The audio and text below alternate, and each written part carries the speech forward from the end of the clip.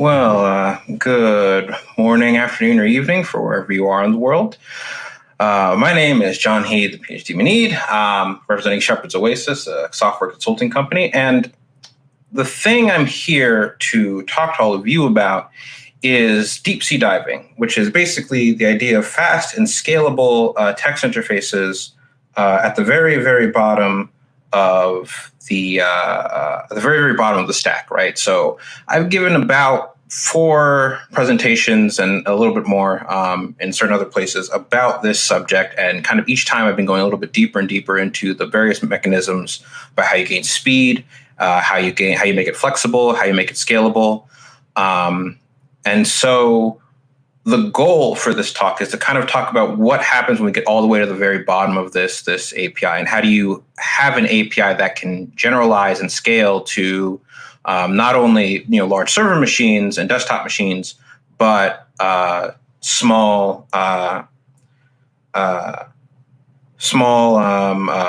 embedded devices as well. So that's kind of what we're going to be talking about here, and that's what we're kind of going to be focusing on.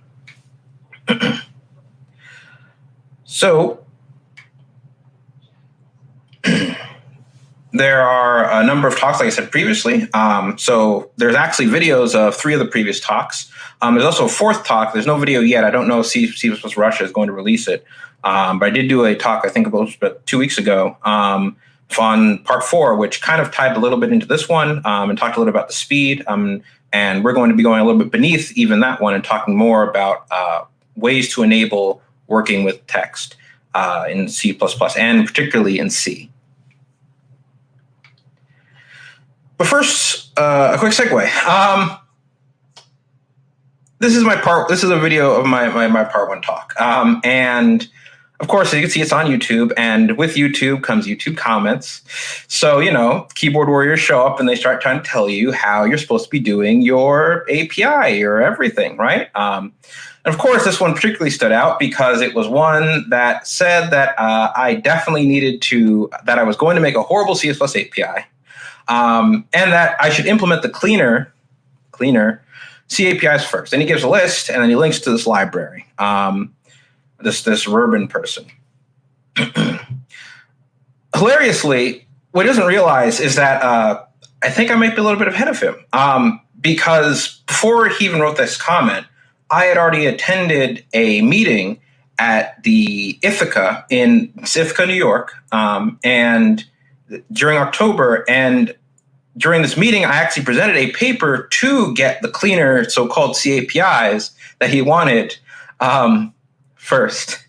So we were already there, right? So, but I mean, hey, I can't really blame him, right? Like, he's just a random person on the internet. How could he possibly know anything about, C papers or anything like that, right? And of course, like I said, I had presented it to the C committee, to WG14. That's who they are. But then, hilariously, I look into the Safe C library, and it references this ISO technical report TR 24731, and I'm a little bit perplexed by this, right? What is this TR? And if you look, this is actually a really, really old document. There's even an older version than this one that goes back to 2003. That is basically about the tools and vulnerability. It was a tooling and vulnerability report for the C language. And it worked so well that, this is the current working draft to show that it's still there. But this has basically been in for quite a number of years now. It's what's known as Annex K in the C standard. So there's this interesting bound checking thing that the Safe C lib was referencing. And so I figured out over time that Safe C lib was an implementation of this Annex K, right, of these safer functions, of other things like that. And it just kind of this interesting coincidence. But the thing is that Annex K is actually terrible. And I don't have to tell you, other people can. And so this is a quote from a paper, N1969, where he talks about the designs of the bound checking interface. And he says that it's actually led to worse quality software, less secure software, and that there are more effective and less intrusive approaches to basically do the same thing. And so I the reason they had written this paper is that one of the authors actually came from Cisco, and they had attempted to use the safer C library, not specifically the safer C library, but Annex K in order to write safer software. And it turns out that it's actually worse. So right? So I have a person showing up in my talk, in my comments, that tell me that I need to write a clean API, but that clean API that he's referencing is actually worse and had already been dismissed by the committee at whole.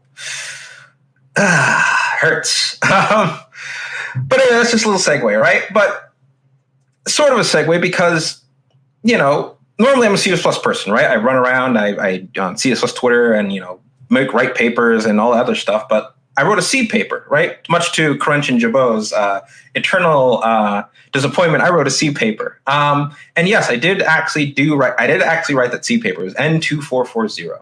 And what it contained was this description of the text functions that we have today in C. Particularly, they're all the ones you can see with this fantastic little check mark here. With this fantastic little green check marks here. And so basically what we have is we have functions that allow us to go from wide character to multi-byte, multi-byte to wide character, and also do the string version of that, which is what the S is for. And that's essentially what that is. And that's basically all you get, right? Additionally, in later versions, we had the C16, C32 single character function. So you can convert from the multi-byte character, but particularly not the wide character here. You can't convert the wide characters here from the wide character to the UTF-16 or UTF-32 character set of C16 and C32 in C, which is a little bit disappointing. And so the paper I'd written actually fixes this, right? The whole point about this paper I'd written is that, okay, implementations own the wide character and the multi-byte character locale, right? They control that, if you will, right? So if we're going to change it, we should allow basically the implementations to give us all of the stuff we need to transcode from these implementation-defined multi-byte to wide char and wide character types to UTF-8, 1632, and all of these over here, and same, going the other direction.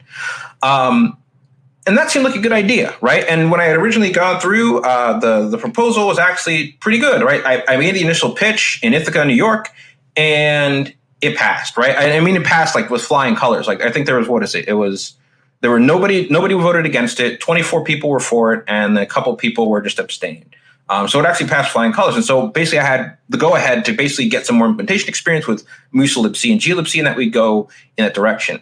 Of course, I also implemented some of these privately as well. And yet, as I implemented it more, as I dug more into the degrees and everything else, I found problems. I found something that was off. Something was off about all this. And let's walk through an example of this function and see exactly what is off here. And so we have these types. We have this function that takes these string types, a wide string, a narrow string, plus a size, and then also a pointer to like a state type that's supposed to manage some external state in case we do calls that in case we do multiple calls of this function and we need to like handle some additional state, like, shift state and then encoding or whatever else, right? And that's what this is for. This is for MB, which is multi-byte, R, which is restartable. That's where they take this extra state parameter. Then you have 2, which is 2, and then wide character, right? So if you just came from Kate's talk, you know that this is a really terrible name. This is a really terrible name. But this is like C convention, right? No vowels, or little value as possible. And hard consonants and less than 8 characters. There's actually a technical reason for this.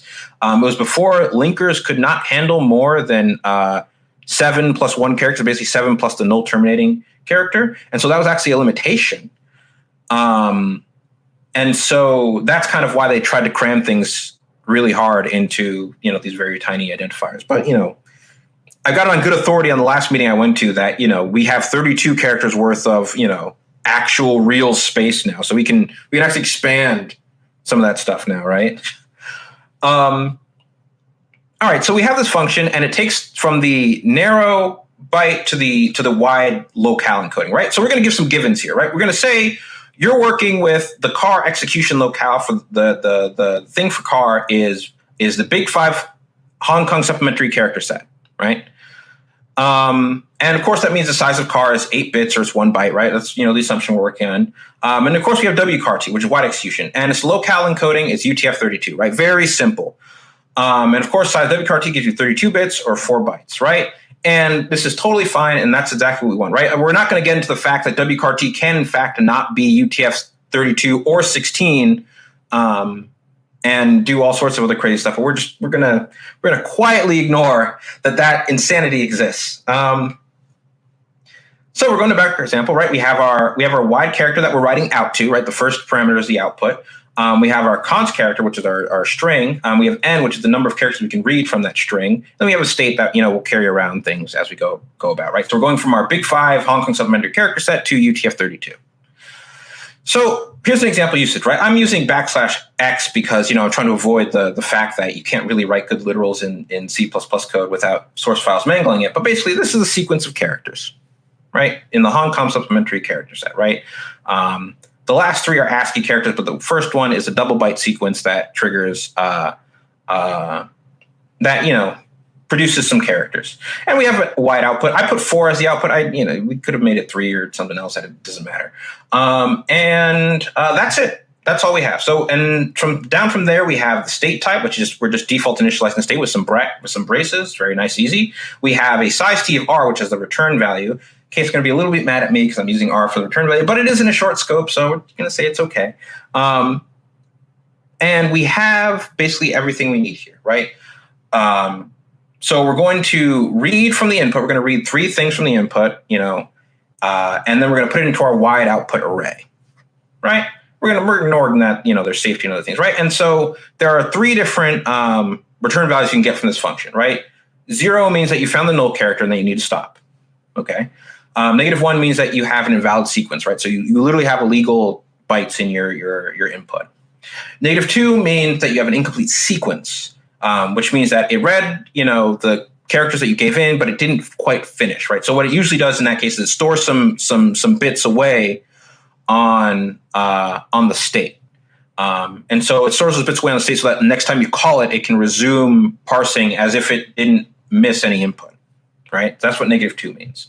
And then the default is just that the return value itself means the number of bytes that were successfully read or parsed out from the input, right? And so I'm lying to you here. I'm lying to you about a lot of things. And let's talk about, I apologize, but I'm lying to you. So let me talk about why I'm lying to you and what I'm lying to you about. The first one is that lie 1 is that the MBR to WC can handle multiple characters. That's a lie. This is actually only a pointer to a single wide character. It can only output 1 wide character at a time. It can't output multiple. Okay? So it's actually a pointer to a single wide character, which is hilarious because you look at this and you think it's a string because it's a WCAR-T star, but that's not actually what it is. So, again, think very carefully when you want to use pointers as optionals or return value or optional references for, return values and things like that. And the other lie that I'm telling you here is that the state can be 0 brace initialized. It turns out that even if that 0 inits the MB state T, that's actually not what you're supposed to do. You're actually supposed to call MBR to wide character with a null output, a empty string, 1 to say you read the null character, and then a pointer to the state. And what that actually does is that writes out the initial shift state into the state parameter. So that's actually additional stuff you have to do. So this API isn't actually all that easy to use. And of course, you have to assert that the init value that you got from there is actually 0 because that means that it read the null character and it successfully scrubbed the MB state T. So now you have initialized MB state T. And then you can start using it as you were expecting, right? And the last lie that I'm telling you, that one that you really couldn't know, even if you read the standard, is that implementations don't really respect the standard. So let's take a look at this example again, right? I'm parsing this backslash, this hex 88, hex 62, hex 58, and then those are a bunch of like ASCII characters for the character X. And we're trying to read a character from this, and obviously we're taking the return value and we're trying to scrutinize it to figure out what's going on here. Well, turns out that it doesn't actually do what you want it to do, even in the last example and even in this example. And I'm going to do this by reading the input one by one to kind of emphasize why exactly this is not doing what you expect it to do. So what we're going to do here is we're going to feed in this hex 88, this first character here. And we're going to take that first character, and that's what we mean by input one, right? And we're going to feed into the state. And we're basically say, listen, read the first byte of this double byte character. And what we find out here is that it returns -2, right? Which means, okay, you gave me an incomplete sequence, right? Which is fine. We expect that to be the case. When you do that, you increment the input that we're supposed to be working with by 1, right? So if you were working with a pointer, it'd be pointer plus 1. But in this case, we're also using input plus 1 here to kind of move our input over 1, right? And so from there, what we do is we tell it to read the next character. We read read the hex 62, right? And that gets us to that reads the next character with this next call, right? And we returned -2 before, so we have some bits squirreled away in the state.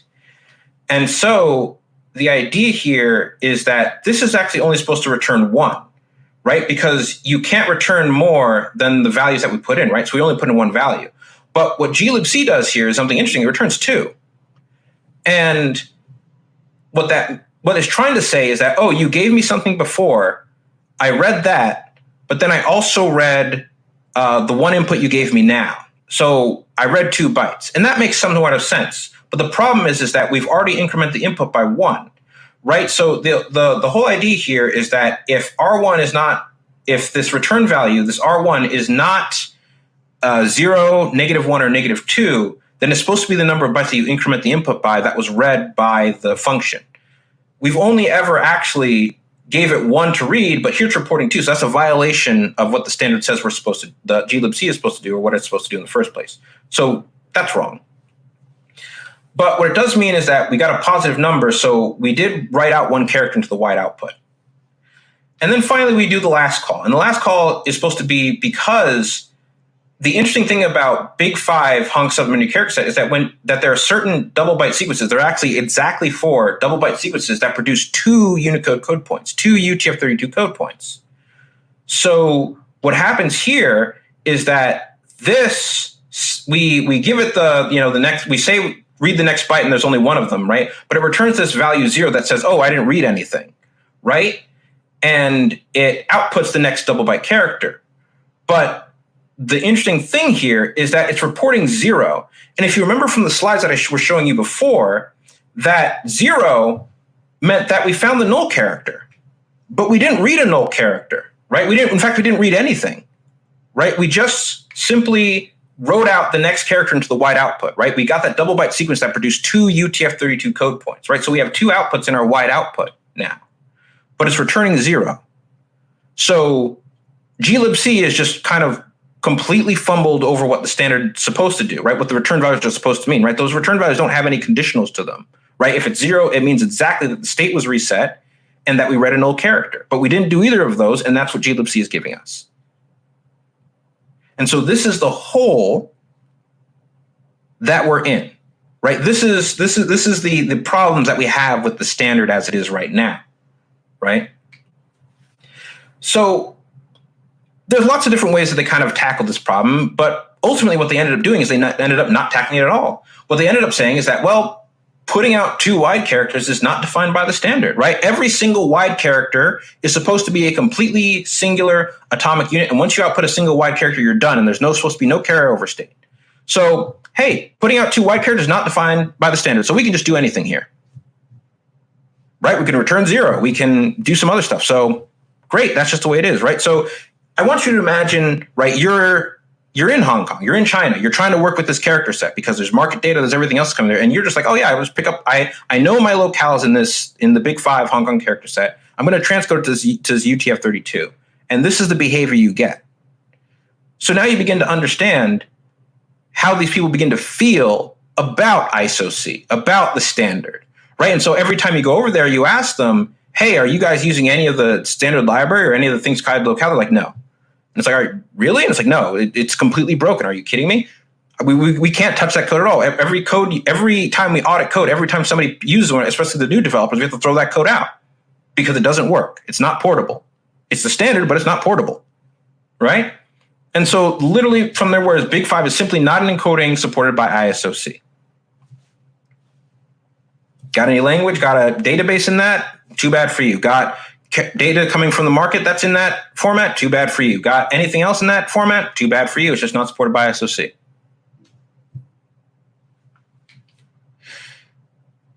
How can this be the case, right? How is this portable behavior? How is this reliable behavior? How can we like build things on top of this? Like this is not okay in any way, right? So we need to do better, right? And part of doing better was making sure that I would do better, right? When I presented you that big table and I showed you all the function I was adding, I was doing them in the same spirit of multi-byte restartable to widecar, right? I was making the same mistakes, the same API decisions, the same bad return values, everything else, right? So even if I do write my own private implementation, even if I do get a patch, even this is all ready to ship and get into the standard, it's not a good design. So we have to change it, right? I have to change the design that I originally proposed in N2 440.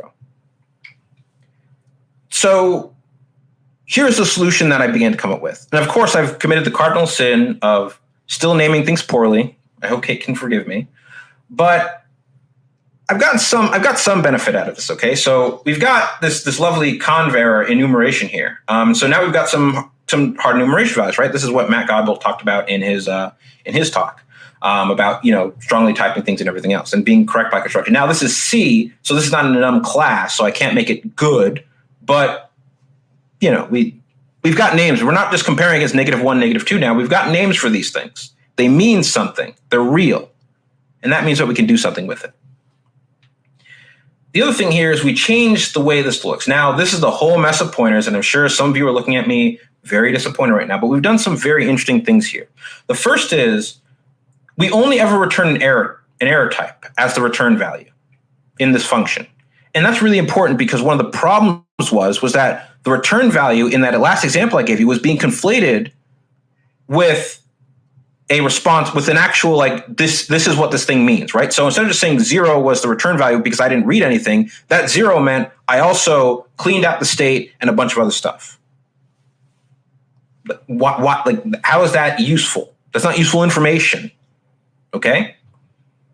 So we separated it out, right? So clean out, take the size stuff out of there, right? So now we have our own output size. Now, I know this is not the greatest API. Output parameters are so 1992, but this is the way kind of C APIs work, right? You have to bear with me. I know some of your eyes are bleeding and you want like beautiful return values and everything else, but this is how C functions, especially low-level C functions, are supposed to be written. So we have out parameters here for both the output parameters for the input size, and of course, both for the output itself and the input. And the reason why this is a much better design is for a lot of different reasons, right? So the implementation updates the amount that you used read from the pointers, right? So it'll increment the P output and increment the P input for you, okay? And it will also write into P output size and input size how much is taken out of the buffer, right? So how much is left, right? And so that vastly improves the API, right? Because again, it separates this return value that's supposed to mean like 2-3 different things, whether it's like the state was reset or something went wrong or the number of bytes read maybe sometimes, and actually sets a clear separation. So now we have all the parameters that we need, right, to properly size our input and output and everything else. It also means that doing the reverse direction is easy, right? When I showed you that last example, it was all over the place, right? When you were going from multi-byte to widecar or widecar to multi-byte, right? One took an output of a single character, one took an output of multiple characters, one took a string of input, one took a single character of input. It was a mess. But now everything is the same. And that's intentional. We want that to happen. Right? So really the broke thing here is this asymmetry, right? So again, we have a single output wide character and we have a sized input, but this time we have a single read here for the wide character to multi-byte and an output string. And this one doesn't even have a size attached to it, so you don't even know what the size of the output string is. I mean, if you read the standard, it says it's supposed to be some maximum. You're supposed to provide an array of some maximum all the time, but this is what we're given. And so this is asymmetric, right? And again, the return values for these kinds of things are different, right? It's not symmetrical at all, right? I can't reason about one part of the API and get the other part for free. I have to reason about both of these things individually. I have to understand their return values differently. I have to understand their APIs differently. And that's not fluent, that's not helpful, that's not going to make anyone's life easier. So let's get a little bit woke now, right? Let's make a symmetric API, right? So the only thing that's changed between these two calls, right, is not only that I changed the name. Again, the name is bad, but that's how we're supposed to have it. But it's multi-wide character restartable to multi-character, right? So we fixed the single output problem. We're putting out multiple characters, input and output. So it's an end-to-M and not one-to-one. And you'll notice that for the output and the input, the only thing that's changed here is the type signature, right? So for when going to multi-wide character, we have a wide character output. But for going to multi-character, we have a car output. And that makes sense. We want that to be the case here. But now we that shape, we have this shape that we're allowed to do things with, right? So the Galaxy Brain, the next level here, is making it generic, right? We have this formula that if you understand how the first one works, it works for every single one of them, okay? So if I need to go from car to car 8T, then I know how this function is going to look and how it's supposed to be used. The return values are the same. The way it's handled is the same, right? So now we're not fuddling around trying to figure out 2-3 different APIs to do what are essentially the same job. And now we just literally have one style of function that once you understand the first one, all of the rest makes sense, and it's just plugging in the right types. Makes it much easier. And we can even extend this to be for string output, right? So before I was only doing single character processing at a time, right? But if you wanted to do string output, well, it's the same thing, right? The interface hasn't even changed at all, right? We just have a differently named function, and again, we have to make Kate a little bit sad, and we're using this XS to YS, where X is, one of the prefixes and Y is one of the prefixes, basically. But with the S meaning string, and this kind of follows the current C standard and how it names stuff. Really wish we didn't name things like this, but this is what they kind of agreed to and what they said was good, so we're going to go with that. But if you look at this API now, it's still the same. You still understand how it works. You still get the same errors. You just understand that you're operating on more data at a time. And again, you've had to exert no additional brain power to understand how this all works out. And what we begin to understand is that this API becomes multi-purpose, right? So for example, here's the string API, right? Again, looks the same, right? I'm using YC and XC as these kind of replacements for the one character type to another character type, right? So from X to Y. And now we can understand that if we wanted to transcode between one and the other, I need to look for a function of the form X string R restartable to Y character type string, right? And that means I can do transcoding. That means I can go from one character to the other character, right? Just by following this formula. I can also do validation, right? So if I pass null for the output size and the output, and I just pass in the input, then I can start doing some validation of the text as well, right? So again, same function, multiple purposes, right? Which again, arguably not the best thing to do, but this is C, so this is kind of how the API is designed, right? If you look at my last talk, part 3, the Lucky 7 design, I walked through a much more kind of nicer API for doing this in C++. But again, That's C++. This is supposed to be the lowest level, grungiest C code that we can write that can be applied to all devices in the world. And of course, for counting, right? So if you have a null output, but you pass in a pointer to a size, then it'll just kind of count the number of things. And so you'll be able to appropriately size your output buffer if that's what you need to do, if you're looking for exact sizes.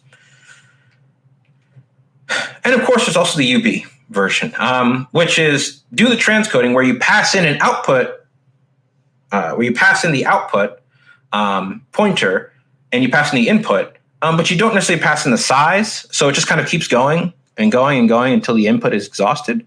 That's UB, obviously, if you happen to not have appropriately sized buffer. But some people, again, like live on the wild side, and they've done that. They've convinced themselves they've done the checking. They don't need a loop that's always constantly checking the size. So just go crazy, right? So they go crazy, and so that's there. But it's UB, and I'm going to quietly encourage you not to use that except in the most dire situations. But it's there because this is C, and we have to allow that. And the whole point behind this API is that I just explained to you what I created a very complicated C++ API for in 30 minutes. And I can teach you this API once. I can show you its purposes once. And you know that as long as the API follows this naming scheme in this convention, it does the right thing. And it has none of the pitfalls of the other functions that are currently in the C standard, right? So you can take a double byte big 5 encoding and output 2 code points, and it works fine. And this is kind of what we're going for here. This is exactly the API that we want out of all of this. So again, it's teach once, use forever, which is a very useful property for an API that you want to sit at the bottom of basically everything. Unfortunately, there's still one small issue, right? So, we rewrite this to, instead of be MB and WC, we use MWC and MC, right, for multi-character and multi-wide character, right? We solve the problem of one to N and instead have M to N. We patch up this API so that it works, kind of everywhere. It has the same kind of feel to it. We propose all these functions, right? Obviously, we're not going to propose any of these Unicode ones like C8 to whatever else, or any of the stringly versions, ones that go from Unicode to Unicode, because you can kind of do that yourself. But that's the whole point, right? You can kind of handle most of the Unicode yourself, right? And so the idea here is that the wide character and the multi-character ones are ones that you can actually that the implementation is responsible for, and that you can't actually implement yourself without crazy gymnastics. So we want the standard to provide those. But where is Big 5 on this list? Right, like for this list, we have the narrow locale, we have the wide locale, and then we have some of the ones that we know and love, right? So C8 is UTF-8, C16, UTF-16, et cetera, et cetera. But there's no explicit support for Big 5. There's no explicit support for Epsidic, right? There's no explicit support for half of the Russian code pages. There's no explicit support for all of the Windows code pages, right? So again, even if I were to ship this API, you'd still be gambling because Big 5 Hong Kong supplementary character set exists on your machine, and you send it to somebody in Britain and they don't have it, and you were programming under the assumption this stuff existed, and now it doesn't. So how do they read your data now? The answer is they can't. So we still have a problem here. So we need to address the richness of life, right? Life has so much diversity. There's so many encodings that came in the past, and there's so much data that is stuck in those encodings because we have failed as WG14 as a C committee and as WG21 as a C++ committee. We have failed to provide people useful, meaningful ways to get from their data to something useful like a Unicode or even something Unicode adjacent that does what we need it to do. So we have a real problem in our ecosystem. And the problem with the previous interface really is that they focus on local maxima, right? The whole point about locales is that, oh, well, I only have to ever include support for the encodings that I want, and everybody else can go to hell. And sure, that works really well when you're in a silo and you have to talk to nobody else. But the world is increasingly connected now. I am sending you this video from across continents. The world is connected. You can't just pretend that you exist in your own silo anymore. It doesn't work. So we need a way of doing this better.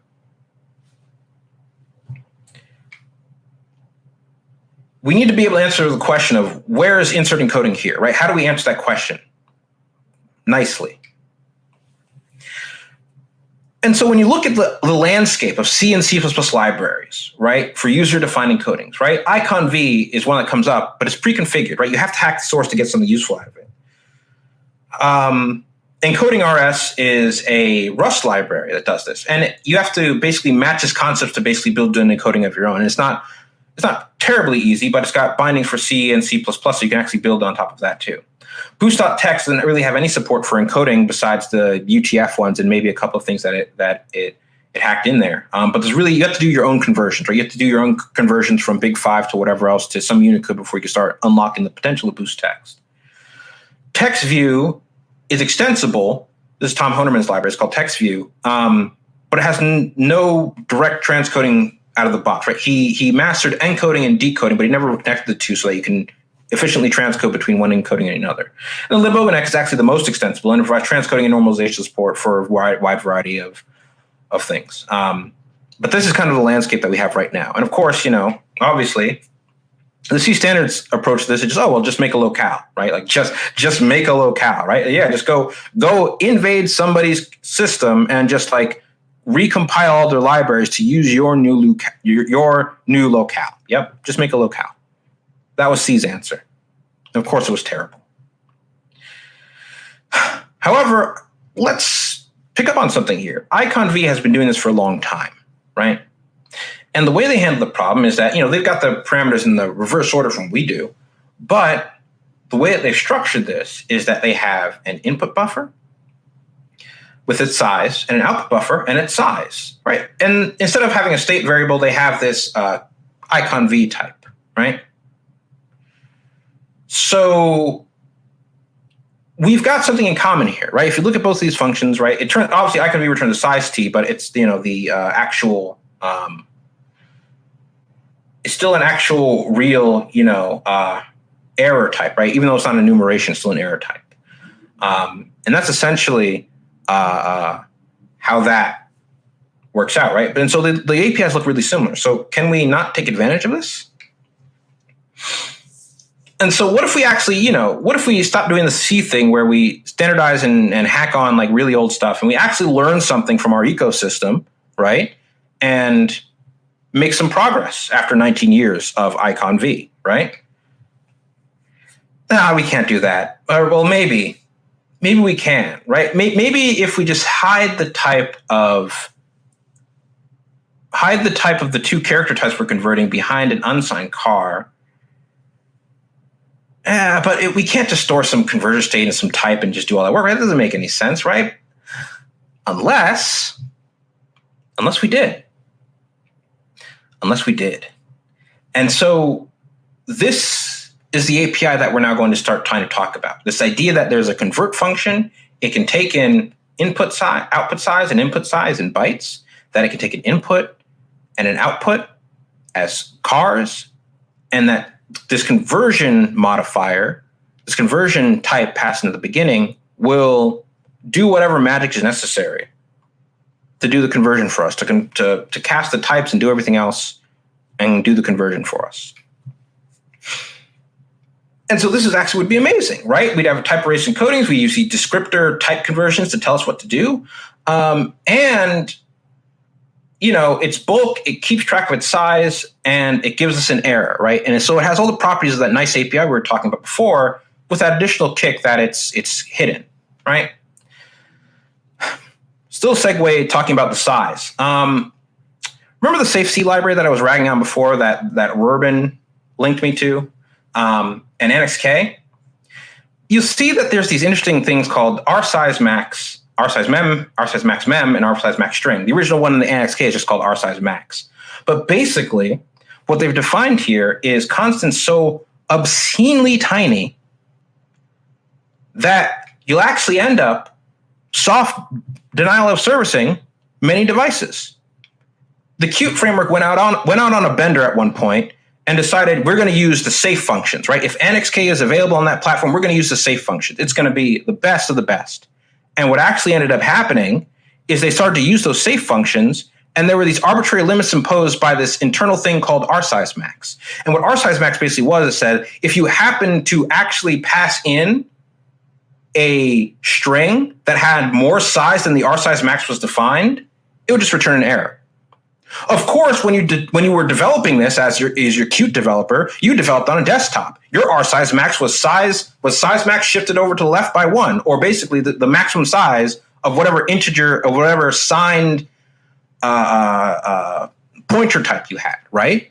So that was generally 63 bits of all the space you could need, right? So you're never going to really override that. 2 gigabytes for 32-bit machines, a bajillion bytes for 64-bit machines. You're never going to really override that, will you? And it turns out they did, right? So we got bugs on certain platforms. I got bugs on certain platforms thinking that I was doing the right thing using AnnXK, right? And so I lost my mind trying to track down why is text not converting on this tiny device when I'm doing it just fine on my machine, right? Like Microsoft, with AnnXK and size max, and it's all great and safe and everything else. And nope, it turned out to be a clown fest. It turned out to be a clown fest. So AnnXK sucks. Just want to throw it out there. AnnXK sucks. We should remove it from the C standard. Please stop. Now, Rotten Saber didn't actually say this. He said it more eloquently that we should actually get rid of AnnXK. But the general consensus is that they should get out of here with this with that crap. And segue.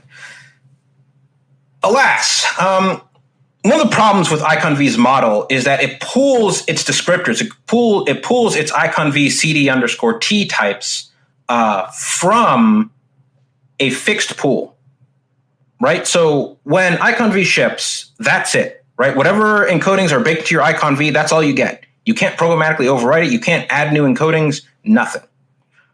Which makes it kind of unsuitable for the C standard, right? How do I actually do more than what's present?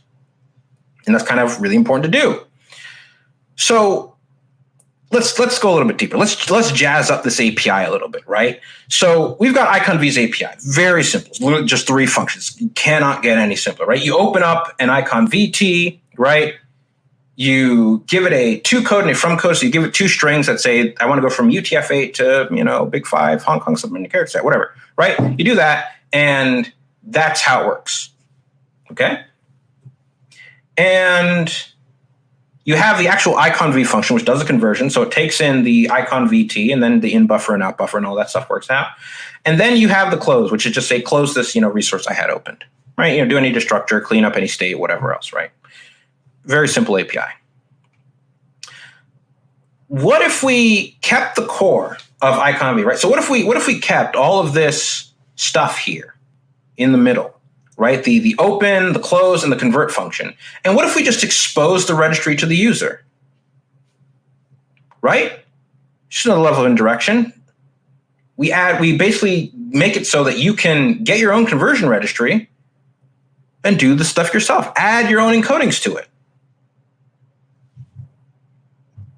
And suddenly, this whole thing blows wide open.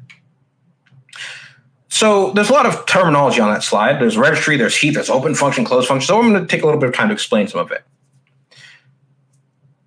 The conversion registry is very simple. We need a place to store encoding conversions, right? To go from encoding A to B, we need to identify the encoding A to B, right? We need to identify that transition. We need to give it a unique name. So when you give us a to and from code, a UTF-8 to whatever else, or a Big 5 to Shift.js, it is identified uniquely by that to and from code that you give us, that stringly code you give us.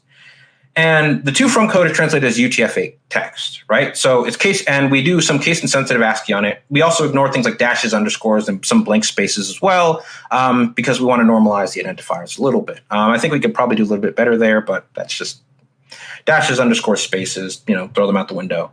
Yeah.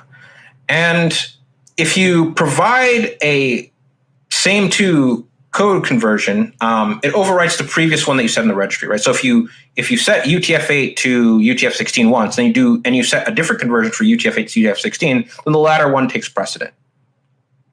And this is important for when we want to get into things like how implementations will interact with this as well, like the actual standard implementation themselves.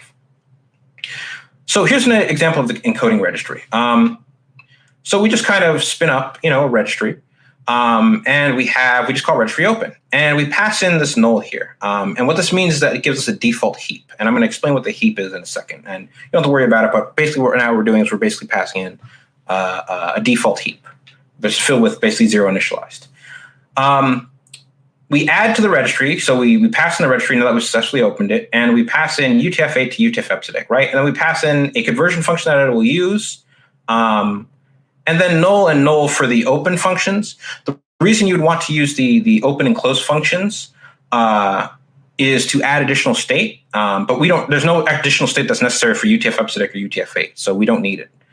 And of course, to kind of show off a little bit here, so we registered UTF-8 to UTF-epsilon. You can still overwrite the last registration. And even though it's not spelled the same, right, there's a space here and you're using capital letters and this one's in all capitals and has no dash, it still overwrites the last one, right? So it normalizes that identifier and it overwrites the last one, and then it uses that and uses the other U8 to U-epsilon function instead, right?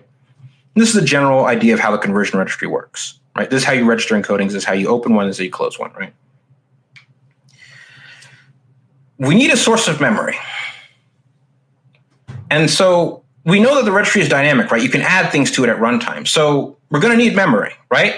Unfortunately, embedded folk really, really hate uncontrolled malloc, right? It's just like it's anathema to them. The minute you say, oh, I have to allocate something here, 5,000 MISRA flags explode, the embedded cops swarm in and, they try to take your license from you. So we need a way of providing allocations. And so what we do here is we just have a very simple heap type. I'm not going to go too much into what all these functions do, but basically we have a function basically for each action you can take, right? So you can allocate, you can reallocate, you can shrink in place, you can expand in place, or you can deallocate. And of course, we have this little void star for user data here, right? So if you wanted to pass some extra functionality to these functions, a void star of user data is also passed along. This is, of course, for people who are running complex memory managers and everything else. But that's your heap, right? Now, if this is null, if any of this is null, then we'll just fill it with the default malloc, realloc, shrink.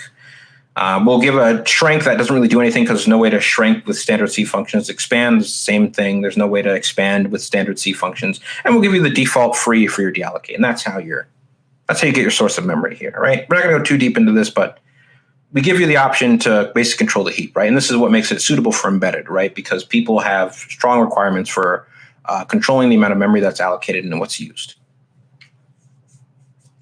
So let's look at these open and close functions. We have another error type here. Oops, I call it conv error, it's supposed to be open error.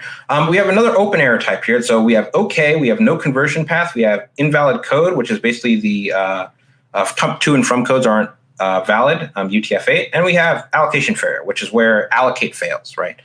Returns null pointer or something, it does violate preconditions, and so you get an allocation failure here. And the open function, or the type of an open function, basically takes the registry, right? Takes the conversion, and also takes these interesting additional parameters. So it takes the amount of space that's available to write into. It takes the current maximum alignment that's required for when you're opening up your new conversion scheme, and it takes an unsigned car double star that is a pointer to the space that you put your values into. And of course, the close function just takes a void star of data, which is just the state that you happen to open up with your open function. And so the goal of this is to allow for you to basically write your own state in when possible, right? So if you're working with, say, Shift.js or extended Unix code encodings or any of the other more interesting encoding schemes, there are shift states and other things that you need to keep track of as you're decoding the text. And so you need to allocate some space for yourself so that you can actually do the right thing. And so what this open function allows you to do is to basically take control and say, I I'm going to use the space, right? I need this necessary alignment. I need the space, right? And so the open function basically has two jobs, right? So first, if we detect that this the conversion thing here is null pointer, what we do is we basically your only job in the open function is to report the amount of space you need, right? And so this is for the purposes of accurately allocating everything that you need for your function. The other thing is that you have to have it also asks you need to compute the necessary alignment, right? And this is actually important because depending on where you're allocated in the space, you need to be able to basically align it properly, right? And this is very important for embedded because if you have a misaligned type and you access it, that can actually just like hard crash your machine. Sometimes brick the actual chip. So you really don't want to do unaligned access. So that's how you solve all that. And otherwise, if cons isn't null, then what you do is you actually, dereference p space and you fill it with your space and with your state, right? So you check that you have enough space, that p available space has all the space you need, and then you just start writing things in. And of course, close is basically just a plain old version of undo what you did in the open function, right? So we pass you the data we pass you a pointer to the data that you started allocating things in, and you basically just start you destruct things, or you delete some state or whatever else you need to do. And so the whole point is that your data is basically stored at the tail of this opaque conversion type, right? So the implementation obviously puts its bytes up here. We store the conversion function, some size information, the close function, and then your data goes in whatever n extra bytes you say your open function declares and says I need, right? And that's how this whole thing works out. And that's it. Everything else is the same as iconv, right? You get a conversion descriptor with the to and from codes, and you call convert with it. And that's it, you're done. We've now successfully created an API that can work across all devices for all eternity, forever. And the whole point about this is that anyone can register encodings, right? So obviously implementations themselves, because they have certain things they support, will automatically insert their big 5 conversion, right? glibc will insert their I hope they don't until they fix it, but they can insert their big 5 conversion. They can insert the many different encodings that glibc does actually have internally in gconv and everything else. You can even write, you can even detect if iconv is on the system, right, and automatically populate that too. But the whole point is that the user, if they register something on top of it, it overrides it. And that means that if the user knows better, they can do better than the implementation, right? And that's intentional. And so that only really leaves one problem with the whole API that we're talking about here. And that means, how do you connect disparate things, right? So I talked about this API that can basically transcode from one thing to another thing in a very sequential and direct form. But how do you connect two disparate encodings, right? If I write in my own to and from registered encoding that goes from UTF-8 to UTF-32, was it possible for me to also connect, my Shift.js to UTF-32 and back encoding to that UTF-8 without having to explicitly write UTF-8 to Shift.js? Now I have this in the C API, right? This is the image of the talk I did at CppCon, where I talked about how I was able to build this infrastructure, right, to do exactly what I just described. But it's hard to do that in C, right? Because how do you connect things arbitrarily, right? Especially since you don't have compile time stuff, right? I'm able to do a lot of what I have because I can do it at compile time. And so what I figured out is that there's a better way to connect the world, right? Obviously, if you have 15 encodings and you want them all to do complete interop between each other, right? You need, basically it's a quadratic, right? It's 50 squared, right? You have to pairwise connect all of your encodings, right? And that just doesn't work, right? iconv has over 48 encoding, right? If you were to register 48 encodings in every single pairwise between them, which iconv does handle, right? Like, that's a lot of data, right? How is iconv doing this? How is iconv getting away with converting from some obscure Russian encoding to some obscure Big 5 Chinese encoding, right? How does that connect? And it turns out what they're doing is they're basically blessing certain types, right? So if you convert from X to UTF-32, iconv picks up on that and basically round trips through Unicode for you, right? So it goes into Unicode, and if it can detect a conversion from Unicode to some other encoding, it does that. And so the whole point here is that you can basically go through UTF-32, 16, or 8 in that order, or you can go through unchecked versions of the above, where you go through UTF-32 unchecked, right, where you allow surrogates and like that. And this is important for encodings like MUTF-8 or WTF-8 that allow overlong sequences or other things that are technically illegal in Unicode, but are there for purposes like the Windows file system allowed garbage through, and you have to keep being compatible with the Windows file system. So you'll let some surrogates that should never have passed through the API, right? And so the idea here is that the registry blesses these types and detects that if you go from UTF-8 to UTF-32, and there's also an encoding from UTF-32 to Shift.js, it will simply round trip through the Unicode, the UTF-32 to get to Shift.js. So you can say, right, so you can define a completely crazy encoding, right? So I have a Gothic encoding here. And I have this Gothic function, and it goes from that to UTF-32. And I also add a registry to the registry UTF-32 to UTF-8.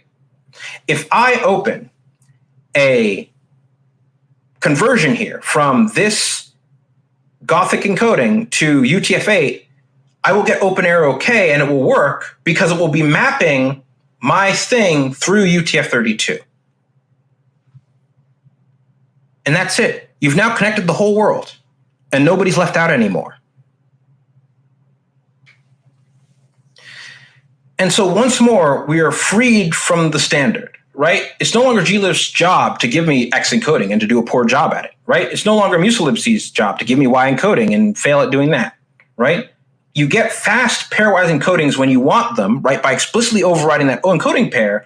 But otherwise, if you just define a bunch of encodings from your encoding to UTF and UTF to some other encoding, the system will just pick it up and transcode it through, which is what it should be doing, right? So you can define fast pair, like if you have a function that goes from that Gothic encoding to UTF-8 really fast, you can override that pair and you will directly, and it will prefer the direct conversion. But if not, it will just round trip through Unicode. And what I really want to emphasize here is that my use case matters. It matters, right? I don't care about your Microsoft and you have the biggest market share and you decide what encodings go on. My needs matter. You can exclude me from the standard just because you're a big company and you can afford to send somebody and you have a seat at the table. My seat matters. We have our users, we have our needs. Both me and, of course, you. Thank you so much for listening. Thank you so much for tuning in. I appreciate every single one of you for sticking through here and going through this kind of walk through a deep C API. I know this is a C++ conference, but I had to tie in a little bit of the C there. And hopefully this will both inspire you and excite you for what will hopefully be coming in the future of C++ soon. Wanted to thank people. Obviously, these are some of my sponsors. If you can see Cybrand there and a couple others. But this is actually the old. I want to actually say super extra thank you to my sponsors now who grew vastly thanks to a shout out from so many from Doug and so many different people tuned in. So like a whole bunch of people. You see Matt's there and a bunch of other people, Luna and a couple other people. It's wonderful. I'm super glad that you're all supporting this. I'm really happy that you're all excited about this. And as it comes in, I'll keep working on this. I'll keep keep pushing this forward through the standard, and hopefully we'll get something soon. I also want to thank the Netherlands National Committee, or NEN, and they actually helped onboard me for the C committee, so much to the point that I'm actually the project editor for C. So I'm the person who like glues the standard together now. And so I have lots of fun ideas about that. But you know, don't tell the WG14 the secret between us. We're gonna make big changes. We're gonna make big changes. I also want to thank for the media I use. So all of the images, they came from a lot of talented photographers. They allow you to use it without credit, but I obviously want to credit them. They're amazing folk. You check out their work. Their all names are all listed here. These, if you get the slides, you can actually click on these and it'll take you to their Instagrams and etc. Be able to talk to them as well. Of course, if you're interested in this, we do need your help. So there's a huge plan about how to do this all. You can support the plan, obviously, at the support link. That's more direct support. And of course, you can watch me struggle. Once I finally fix my computer, I'm actually streaming from my laptop right now on a wireless connection. I'm surprised it didn't drop. But you can watch me struggle to do this. I actually implemented std vector on stream for everybody, but hopefully in the future, I'll be able to implement more things on stream, give more insight, and fix more things with C and C++ coming in the future. And of course, I also do contracting and consulting as part of Shepherd's Oasis. So, if you've got a tech problem or anything else, hit us up. We are more than happy to make your performance problems and everything else go away. This is a place where definitely the experts of the experts come to rest their heads. I mean, we've been doing fantastic work already. We took someone's frame time for their server from 1,500 milliseconds for an unbounded frame all the way down to somewhere close to 100 milliseconds. And there's more improvements to do as well. We do a lot of work. And we generally make sure that we do it well. So if you got Unicode problems, if you got scripting on small devices, if you've got hardening and testing and you want to see things not explode, and you're tired of bugs popping up and you thought you squashed them later, you need good testing coverage and everything else, hit us up. We're more than happy to help with that. And of course, any questions? Actually, do I have a lot of questions here? Oh my God, there's so many. Thank you for an amazing talk. You just put a question there for speaker visibility? Okay, well, thank you. I appreciate it, Matt. That's super sweet of you. I didn't read everybody in the chat. I'm sure you all said a lot of stuff. I'm super sorry if I didn't get to everything. Mike says, why would we want the standard to provide UTF-N, UTF-M conversions? Yes, you can do it yourself, but I might get it wrong. Well, see, the thing about that is that C is stingy. Basically, that's it. That's the long and short of it. So in the C++ standard, I am proposing UTF-8 1632 encoding objects, and you will be able to encode between that and everything else. But we're not going to propose it for C because basically, right, it's just not their problem, right? And C is very much a minimalist language, so it sucks, but yeah, that's just how that works. With a single registry, is there a chance that libraries are arguing if they both try to register with the same transcoders? No, that's not a problem because you can create multiple registries, right? By exposing the fact that you can create your own registry, you can make as many registries as you want, which means it's never a problem anymore to have as many registries, right? There's no multi-threading issues. There's no like, oh gosh, what if I call this function and somebody else is calling that? No, you just make your own registry. Make your own registry. You can make your own registry. It's yours. You own it. You can do whatever you want with it. It's populated with all the implementation defaults. You don't need to worry about anyone else. There's no encoding problems. It's fine. So I hope that answers your question, Mike Crow. Let me tap back to the chat here. I think that does answer your question. Yeah, it looks like it. Other question is, how would you store stateful encodings like ISO 2022? That's what that open function is for. So you pass in your own open and close functions, and basically what happens is that you write additional state into the free space that you declared that you need, right? So you would store variables and whatever else, right? And then so when your conversion function is called, you'll be able to pick up that same state that you wrote into the open function that you put at the tail end of that opaque conversion type and make it work out. So I hope that answers your question, Christopher. Can't pronounce that last name. Super sorry, Christopher C. But I'll be around if you still have questions after that. Does the user registering of encodings allow for a convenient and sustainable way of updating and encoding? For instance, if new emoji are added and you need it on your IoT project. Well, yes, you can register your own encoding, and that will override the last encoding in the registry, right? So if the implementation puts some jank default and they haven't, they're using Unicode. They're using a super old version of Unicode that uses the SoftBank private use area, and you're like, all of these things have been standardized. Why am I using the SoftBank private use area? This is garbage. I hate it. So you can just override that conversion between those two encoding pairs, and your encoding conversion will be preferred over the one that already came in. Oops, sorry. And so that should be able to make that all work out. I think. Yeah. So I hope that answers your question. We got a couple more. Why not return a type of conversion result rather than conv error? Also, isn't there a risk that something very generic like open arrow cake clash? Why not use conversion result okay, for example? Well, yeah, the names aren't the best. As I gave great deference to Kate Gregory and her amazing talk this morning, or morning for me, different for other people. But the names need some work. I could definitely improve the names, and I think we can, clean that up a little bit. So I hope that answers. What C standard revision does the API outline to this top target? It targets the standard revision, C2X. So C actually still does release standards. Who knew? And as a person sitting on the committee, I will be doing my best to push this through as best as I can. There's a virtual meeting coming up in September, October. And the mailing deadline is about a month before then. So I basically have until the end of August to write the paper. We'll see how that goes. I've been really behind on writing papers and everything else for the C standard. One question disappeared. I guess his question was answered. But yeah, I hope that answered your question, Joshua Saxby. And again, thank you all for upvoting, even as I spoke, the amazing talk Q&A. I hope that answers your questions. I hope that gives you everything you need. And I look forward to seeing you around the web and answering your questions and talking to you during the rest of the conference. Thanks.